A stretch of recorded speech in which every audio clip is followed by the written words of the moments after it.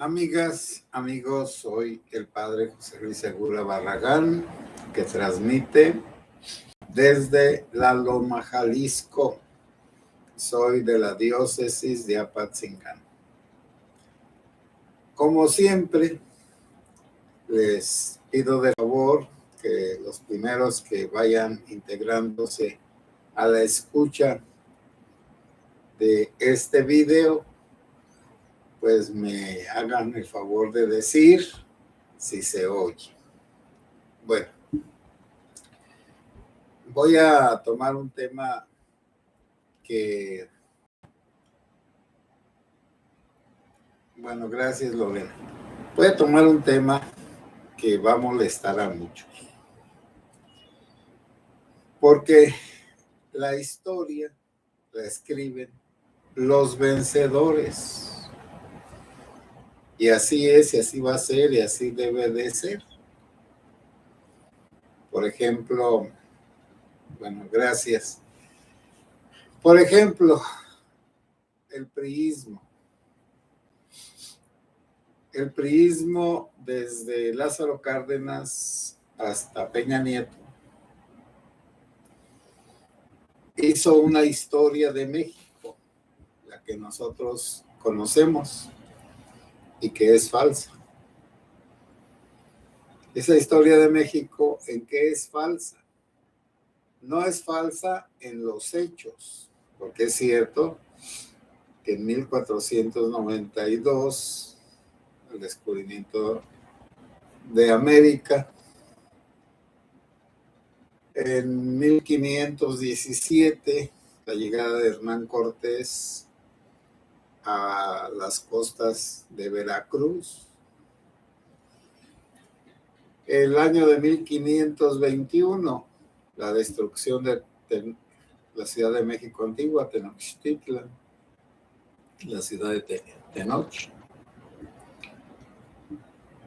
Y entonces, la historia, como la escriben los vencedores, es falsa. Pongo un ejemplo. Colón nunca llegó a México. Entonces, ¿por qué lo odian tantos mexicanos? Porque ahora hay una corriente indigenista de odio, de rencor, de revancha. Y como ya no se puede detener, bueno, es que es imposible detener la historia. ¿Quién iba a impedir que Colón descubriera América? Pues nadie. Una vez que pasa la historia, por eso ya sucedió y no se puede cambiar. Por eso se dice hasta palo dado, ni Dios lo quita. Lo que sí se puede hacer es influir en la mentalidad de la sociedad o de los que viven en sociedad para interpretar los hechos y considerarlos buenos o malos o indiferentes. Bueno, entonces, y luego los detalles son los que definen más las cosas.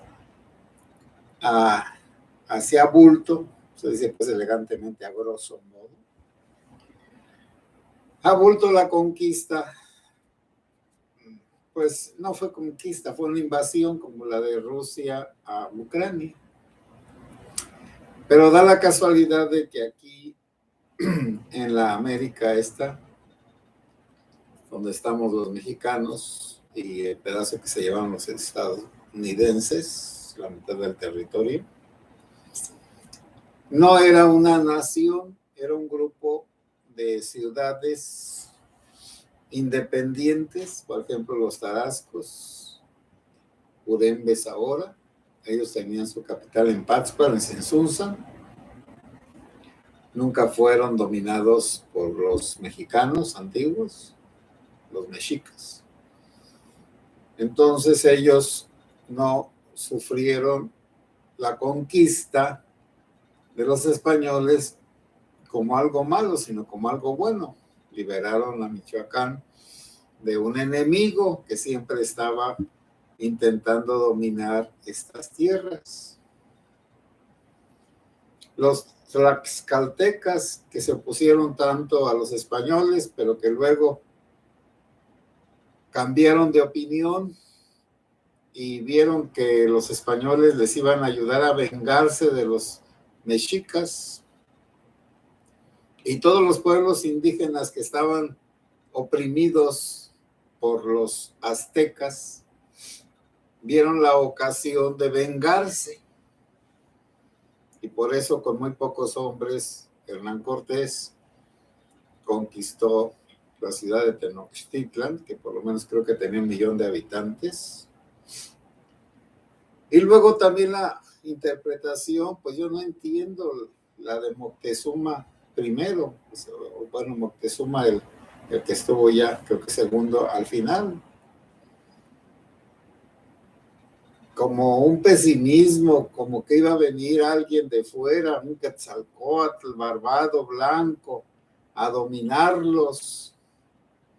Entonces nunca se enfrentó directamente con los españoles, y los españoles no tenían nada que ver con Quetzalcóatl, no mandaron a alguien a que predicara que Quetzalcóatl había regresado. Más bien los que vieron los buques, aquellos que quemó Hernán Cortés, las 3 naves, la Pinta, la Niña y la Santa María, pues interpretaron ese evento como uno que había pasado en Yucatán, de que se había ido el tal Quetzalcóatl allá a Cuculcán, y que un día iba a regresar, que se había ido al mar, y que un día dijo que iba a regresar.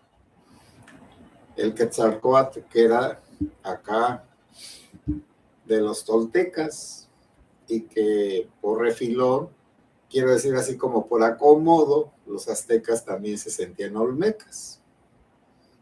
Los olmecas eran como los cultos acá del altiplano, en Puebla. Bueno, entonces no había una unidad, no había una mentalidad de nación, por lo tanto, cada quien, cada grupo interpretó a su modo la llegada de los españoles.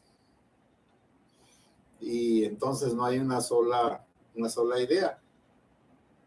Cuando fui un poco partidario de ver cómo era la conquista realmente, que fue pues terrible, horrible, la de las armas. Entonces, un padre de Morelia, que era un poco dado a la teología de la liberación, estoy hablando de hace 40 años, me dio un librito que se llama La visión de los vencidos, la visión de los sabios aztecas, de cómo vieron ellos la llegada de los españoles. Y hay un diálogo entre los españoles, y es un diálogo pues fantasioso, un diálogo para explicar su situación, para ver su desgracia, su destrucción, y entonces reflexionan sobre la llegada de los españoles con su pesimismo que ya tenían un pesimismo. Recuerden ustedes que los aztecas creían que cada 52 años iba a acabar el mundo, y entonces iban a Teotihuacán a iniciar el fuego nuevo, y rompían todas las cosas que tenían, toda la cerámica y todo, porque ya se iba a acabar el mundo. Apagaban los fuegos en todas partes, y el fuego nuevo lo hacían pues cada 52 años, pero estaban esperando la destrucción. Por eso el quinto sol, el que está en el calendario azteca, en esa piedrota. Entonces, tenían sus símbolos, los pueblos más civilizados.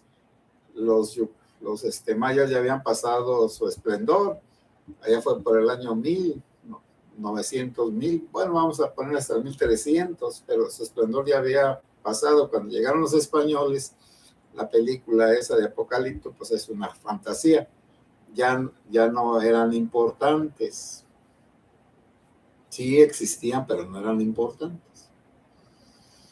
Bueno, entonces, cuando nos han dicho, bueno, primero se trató de incorporar, de unir en el priismo la historia de la conquista, y por un lado estaba la conquista espiritual, que se dio pacíficamente, porque en todos los años de la colonia, 300, solo ejecutaron a 30 personas. La Santa Inquisición solo quemó a 30 personas. Bueno, ahora en el albergue murieron 40 en un día.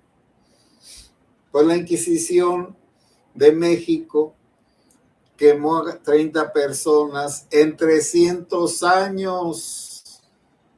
Y ya les dije que reparto un libro sobre la Inquisición, ya lo mostré, que no es al estilo de la 4T, mentiroso y partidario de sí mismo, sino que está escrito por un historiador inglés protestante, pero que le gusta la verdad. Entonces, Inglaterra había hecho una leyenda negra sobre la iglesia, y esa leyenda negra era de asesinatos, violaciones, robos, maldad de la iglesia católica acá, porque ellos son protestantes. Quien no conoce la historia y las interpretaciones de la historia es fácilmente convencido por una persona que quiere echar agua a su molino, llevar agua a su molino. Y entonces, bueno, el malévolo, el malvado, miente a propósito. El loco, para ganar, miente aún sabiendo que es mentira lo que dice, pero no quiere hacer el mal, quiere ganar. Y entonces el mentiroso, que solo lo hace por ganar, pues pierde como el respeto. Luego está que esa historia, pues la conquista espiritual y la conquista material, si alguien lee un librito que se llama México, Tierra de Volcanes, es un librito ya que tiene como 100 años, lo escribió un norteamericano. Entonces, con ese librito, la interpretación norteamericana de un historiador que no es partidario ni de Estados Unidos, ni enemigo de México, ni de la iglesia, ni de nadie, da una visión más equilibrada de las cosas. Naturalmente que alguien me va a decir, padre, yo no sé leer, por lo que leo no lo entiendo, o yo tengo que ganarme la vida, ¿cómo voy a ilustrarme para poder quitarme las falsas ideas que los gobernantes nos han ido metiendo? Y luego, pues todos los héroes de la patria son angelitos para ese tipo de historias. Entonces, todos los partidarios del liberalismo, desde el inicio de la lucha de independencia hasta nuestros días, pues son unos angelitos, pero pues nadie es angelito. Y luego está también la satanización de todos los que se consideran conservadores, del Partido Conservador del siglo XIX, de hace casi, bueno, no hace casi, hace 200 años, que no tiene nada que ver con en la actualidad. Cuando hablan de un conservador ahora, pues será algo que le ponen a la comida para que no se eche a perder. El pensamiento conservador se acabó junto con el pensamiento liberal hace 50 años, cuando hubo una idea de destruir la historia y los héroes de la patria. Entonces hubo una corriente de historiadores aquí en México, bueno, en todas partes, pero aquí en México, donde fueron publicando biografías auténticas de los héroes, pero con la idea de que ya no se consideraran héroes. Y los símbolos patrios, que también pues son mentirosos, pero todos los símbolos son inventados. Por ejemplo, la campana de Dolores, la que está en el Palacio Nacional de México, no es la campana de Dolores. La fotografía, bueno, la pintura del cura Hidalgo no es la del cura Hidalgo, es la de su hermano, creo que se llamaba Miguel, pero como no encontraron ninguna pintura del cura Hidalgo, pues, y como se parecía mucho a su hermano, pues pusieron a su hermano y luego lo embellecieron. Lo mismo Benito Juárez. Los que vean las fotografías antiguas que se llaman daguerrotipos, pues Juárez estaba horrible, su familia también, pero ese héroe horrible, indígena pues, típicamente indígena, y allá de Oaxaca, pues también ya lo arreglaron y lo embellecieron. El Benito Juárez que se ve en las imágenes, en las pinturas oficialistas, ese no existió como figura, existió como persona. Y como persona, pues cometió errores y además tenía una mentalidad, pues de los criollos, porque casó a todas sus hijas con blancos y él mismo, desde su familia, compraron el blanqueamiento. Muchos indígenas egregios, como el autor de Navidad en las Montañas, Altamirano, sus papás tuvieron que comprar una boleta de bautismo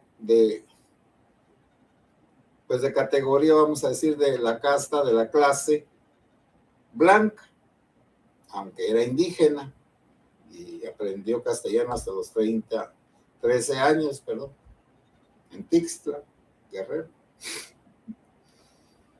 Bueno, ahora, ¿a qué voy a llegar? Bueno, primero, a que no seamos tontos y nos creamos todo lo que nos dice.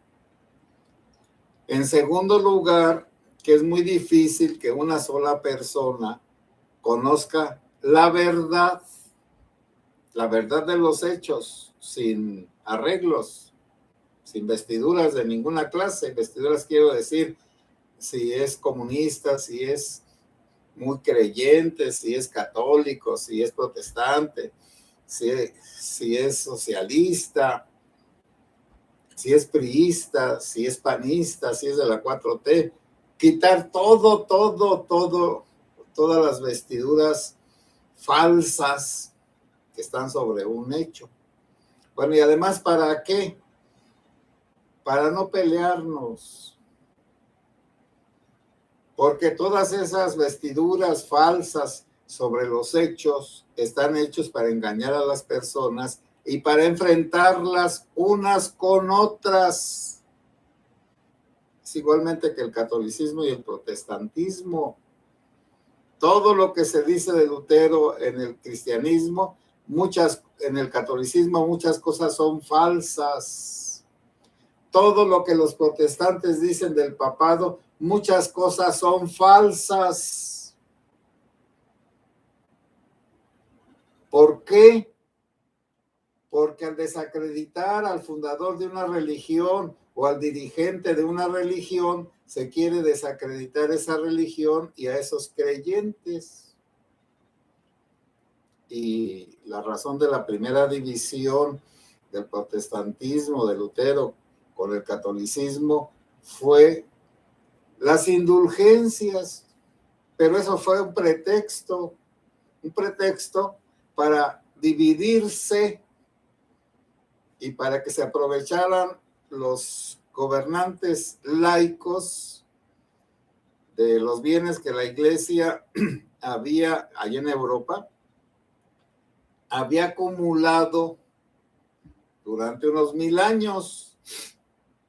Entonces, como el Papa era el gobernante principal, como el Papa recibía diezmos de todas partes, como el Papa ponía obispos, como el Papa podía legitimar a gobernantes, reyes o emperadores, ya no querían que el Papa legitimara a ningún laico. Eso ya venía desde Gregorio séptimo u octavo, ya no me acuerdo bien, allá desde 1300. Entonces siempre es una lucha de poder. Ahora, como la iglesia no tiene poder, no tiene autoridad moral, porque inmediatamente nos echan en cara a nosotros los curas, a los pederastas, y a estos, y a aquellos otros. Y uno podría decir lo mismo de los protestantes.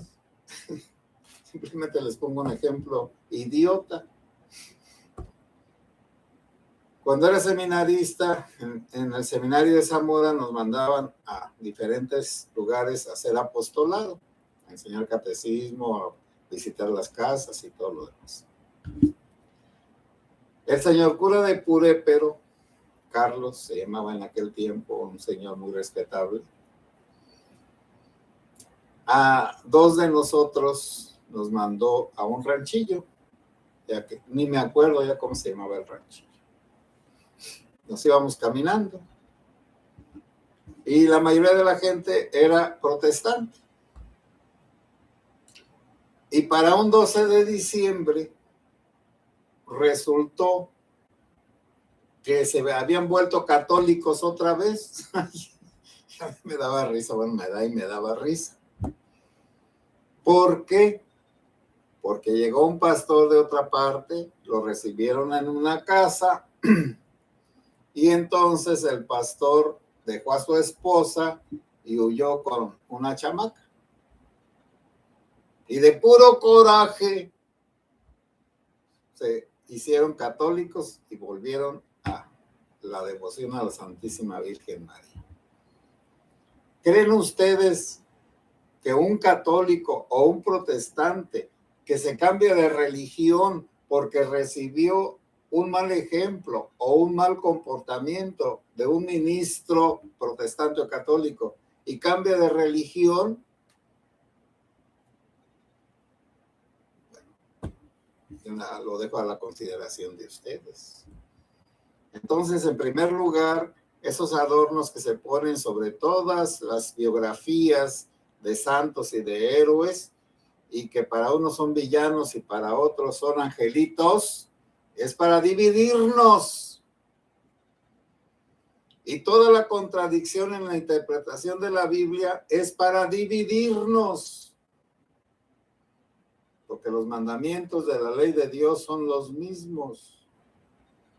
Y las bienaventuranzas de Jesucristo son las mismas.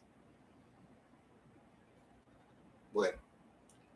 Y por último, pues ¿para qué estarnos nosotros peleando por tonterías? El país se está deshaciendo y entonces estamos como los sabios de Constantinopla. Mientras los turcos estaban tomando la ciudad, los sabios estaban discutiendo en la iglesia de Santa Sofía. Santa Sofía no es una mujer, Sofía es sabiduría. La iglesia de la Santa Sabiduría, Jesucristo como sabiduría de Dios. Entonces era un templo dedicado a Jesucristo, pero en griego Sofía se dice sabiduría. Bueno, entonces en ese templo que todavía existe, estaban discutiendo los teólogos que cuántos ángeles cabían en la cabeza de un alfiler. No les digo la palabra correcta, que esas son tonterías, pero con otro contexto. Así estamos los mexicanos.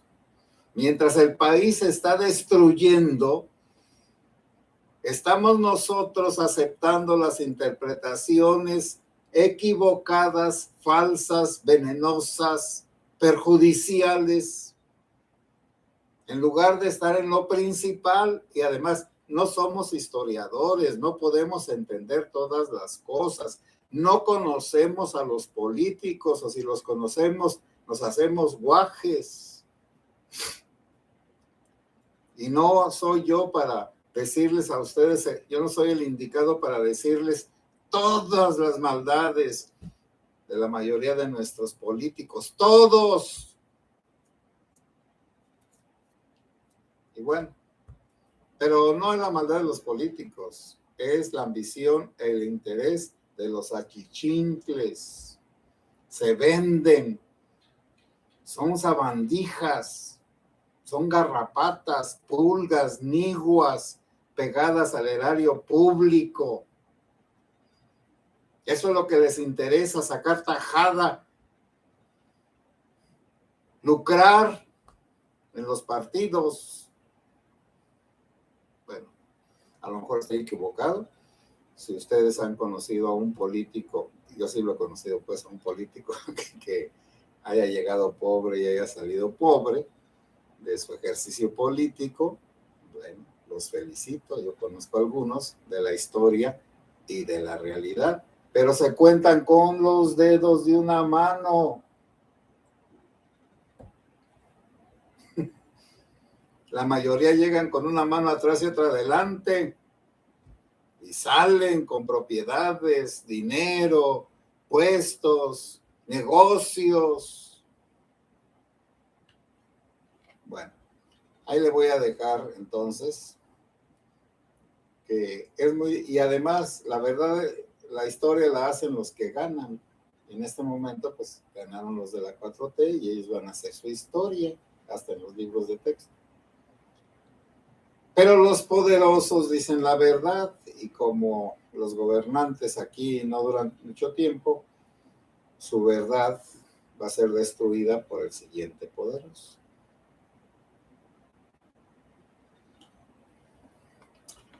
Lorena Carrillo, bueno, buenas noches, se escucha muy bien, gracias. Clemente Rodríguez, buenas noches, padre, saludos, Clemente. Sandra Calderón. Hola, padre, saludos. Después de varios días me toca verlo en vivo. Es un gusto siempre. Gracias por sus pláticas y por dedicarnos su tiempo. Dios le bendiga y Dios con nosotros. No sé quién me puso entre los comentarios que por qué a Juan Pablo II lo habían hecho santo tan rápido, siendo que en Puebla hay una persona muy buena, Sebastián de Aparicio, desde la época de la colonia, y solo es beato, no es santo. Y entonces, que por qué aquel que tiene tantos méritos, Sebastián de Aparicio, no ha sido declarado santo, y Juan Pablo II en un santiamén, siendo que bajo su pontificado, su gobierno, los pederastas tuvieron un auge muy, muy grande, apoyando a Marcial Maciel, nuestro paisano de Michoacán.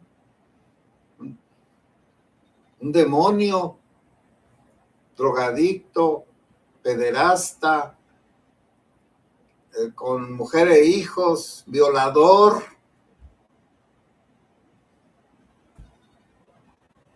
Bueno, y alguien dirá, ¿qué los santos no detectan el hedor del demonio? ¿Cómo los seguidores del demonio espiritualmente apestan a azufre? Bueno, ahí les dejo la pregunta. Yo creo que no, pues. Bueno, los verdaderos santos sí, los falsos santos no. Lorena Carrillo, muy buen tema, padre. Muchas gracias por hacer esta transmisión. Que pase buenas noches, que Dios lo bendiga y cuide siempre. Y pues todos estamos ahorita en Semana Santa, y también ayer una persona me dijo, ¿qué vecino tiene? Con su música pues enfadosa. No tengo vecinos, estoy en una cuadra completa que es la de aquí, este lugar. Pero a 50 metros está el fin del atrio y enseguida está el jardín. Y entonces allá en el jardín se ponen unos con un aparato de sonido tan fuerte que se escucha por todas partes y muy bueno porque tiene muy buena resolución de fidelidad, no distorsiona, nada más que el gusto de esas personas pues es bárbaro, por supuesto. Bueno, ¿y de qué otro puede ser? ¿De qué otra agua van a beber? Del agua de la incultura y ahora del narco y de la violencia y de los corridos groseros. Pues sí, ninguno de ellos va ni por equivocación a poner una música que eleve el espíritu. Bueno, amigos y amigas, pero no es siempre. De vez en cuando, como por ejemplo, ya está calladísimo, tranquilísimo, quizá porque es el lunes santo. No es siempre, pero tenemos pues que aguantar también a todas las personas. Amigos y amigas, pues buenas noches. Que Dios los bendiga. Si Dios quiere, mañana puedo. Sigo tomando algunos temas.